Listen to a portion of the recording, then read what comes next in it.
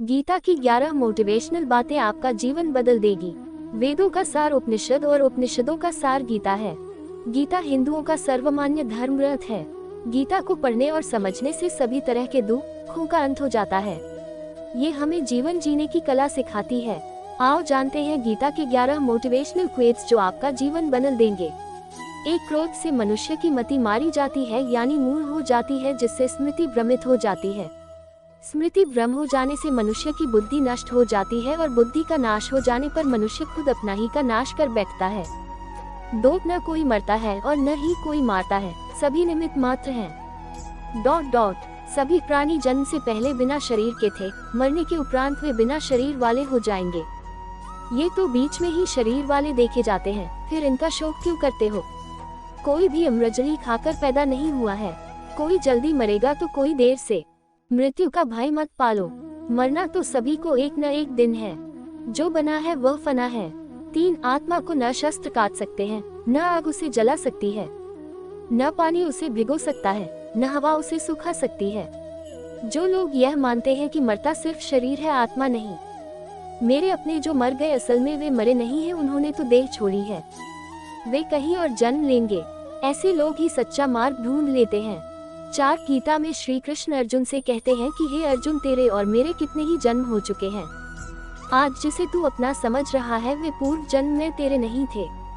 मेरे और तेरे बहुत से जन्म हो चुके हैं। मैं उन सभी जन्मों के बारे जानता हूँ, लेकिन तू नहीं जानता। 5, कर्म पर ही तुम्हारा अधिकार है, लेकिन कर्म के फलों में कभी नहीं।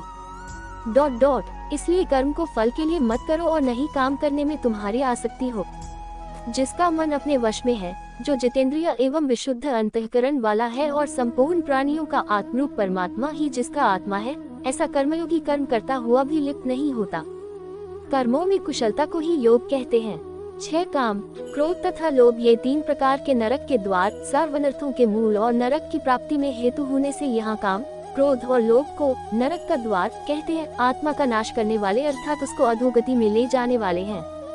अतएव इन तीनों को त्याग देना चाहिए। 7, क्यों व्यर्थ की चिंता करते हो? किससे व्यर्थ डरते हो? कौन तुम्हें मार सकता है? आत्मा न पैदा होती है न मरती है। जो हुआ वह अच्छा हुआ, जो हो रहा है वह अच्छा हो रहा है, जो होगा वह भी अच्छा ही होगा। तुम भूत का पश्चाताप न करो, भविष्य की चिंता न करो, वर्तमान चल रहा है। 8, तुम्हारा क्या गया जो तुम रोते हो? तुम क्या लाए थे जो तुमने खो दिया? तुमने क्या पैदा किया था जो नाश हो गया? न तुम कुछ लेकर आए, जो लिया यहीं से लिया, जो दिया यहीं पर दिया, जो लिया इसी भगवान से लिया, जो दिया इसी को दिया। खाली हाथ आए और खाली हाथ चले। जो आज तुम्हारा है कल और किसी का था, परसों किसी और का होगा। तुम इसे अपना समझकर मग्न हो रहे हो। बस यही प्रसन्नता तुम्हारे दुखों का कारण है। 9, परिवर्तन संसार का नियम है। जिसे तुम मृत्यु समझते हो वही तो जीवन है। एक क्षण में तुम करोड़ों के स्वामी बन जाते हो, दूसरे ही क्षण में तुम दरिद्र हो जाते हो। मेरा तेरा, छोटा बड़ा, अपना पराया, मन से मिटा दो, फिर सब तुम्हारा है, तुम सबके हो। न ये शरीर तुम्हारा है, न तुम शरीर के हो। यह अग्नि, जल, वायु, पृथ्वी, आकाश से बना है और इसी में मिल जाएगा, परंतु आत्मा स्थिर है, फिर तुम क्या हो? 10, यदि तुम खुद कुछ नहीं कर सकते हो तो श्री कृष्ण कहते हैं कि तुम अपने आप को भगवान को अर्पित करो। यही सबसे उत्तम सहारा है। जो इसके सहारे को जानता है वह भय, चिंता व शोक से सर्वदा मुक्त है। जो कुछ भी तू करता है उसे भगवान को अर्पण करता चल। ऐसा करने से सदा जीवन मुक्त का आनंद अनुभव करेगा। सारे धर्मों का त्याग कर मेरी शरण में हो जाओ, सर्वधर्मान परित्यज्य मामेकं शरणं व्रज। 11, मनुष्य अपने विश्वास से निर्मित होता है। जैसा वह विश्वास करता है वैसा वह बन जाता है। सदैव संदेह करने वाले व्यक्ति के लिए प्रसन्नता न इस लोक में है और न ही परलोक में।